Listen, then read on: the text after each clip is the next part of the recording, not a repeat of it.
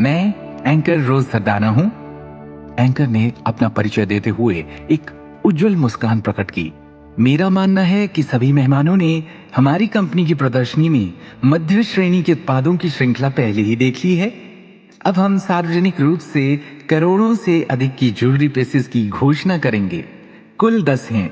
हर एक को विशेष रूप से नारंग ग्रुप के ज्वेलरी डिजाइनरों ने बनाया है। इतना कहने के बाद रोज ने एक संकेत के रूप में अपना हाथ उठाया। जल्द ही युवा और सुंदर महिलाओं की एक कतार पर्दे के पीछे से निकली और दर्शकों के सामने खड़ी हो गई। उन सभी ने इवनिंग गाउन पहने हुए थे और उनके हाथों में नाजुक कांच की कैबिनेट थी जिसके अंदर ज्वेलरी पीसेस थे।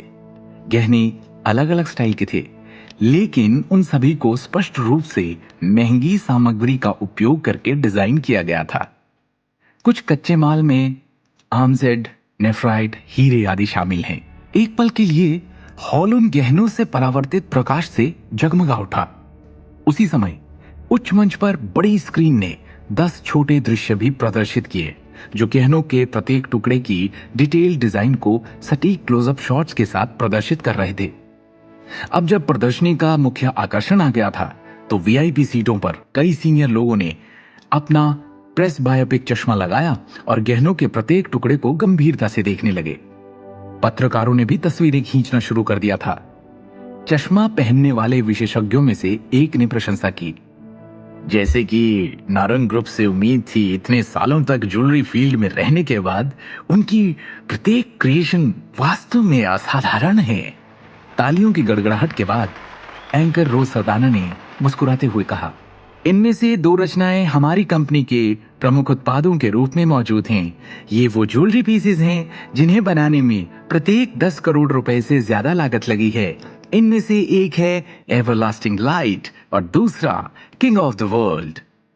और दोनों डायमंड पेंडेंट है। प्रत्येक की अपनी अलग शैली है। प्रिय विशेषज्ञों, कृपया एक नजर डालें और ये तय करने के लिए वोट करें कि कौन सी बेहतर क्रिएशन है। इस समय तान्या जानबूझकर अपनी सीट से उठ गई। दृष्टि, मुझे नहीं पता तुमने क्या कचरा डिजाइन किया है, लेकिन मैं इतना बता दूं कि वो मेरे एवरलास्टिंग लाइट की टक्कर में कुछ भी नहीं होगा। एग्जीबिशन के बीच तान्या दृष्टि का आत्मविश्वास कम करने आ गई।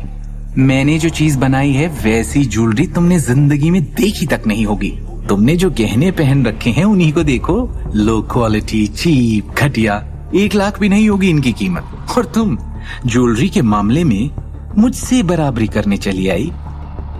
आ गई हो तो बैठो, इंतजार करो तुम्हारे वाहियात किंग ऑफ द वर्ल्ड का मजाक बनने का और तुम्हारा ये भ्रम टूटने का कि तुम चीफ डिजाइनर डायरेक्टर की पोस्ट पर बैठने लायक हो।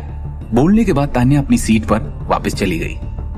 दृष्टि ने सोचा कि उसकी मेहनत का काम कचरा नहीं हो सकता।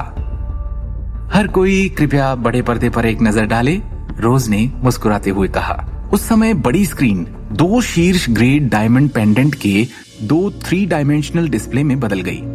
उनमें से प्रत्येक में इन ज्वेलरी पीसेस की विस्तृत जानकारी थी। तान्या का एवरलास्टिंग लाइट एक छोटी बूंद के आकार का लटकन था जिसमें नीले हीरे का मुख्य सामग्री के रूप में उपयोग किया गया था। इसके पूरे पेंडेंट ने एक आकर्षक समुद्री नीली रोशनी का उत्सर्जन किया जिसने इसकी उपस्थिति को शानदार बना दिया।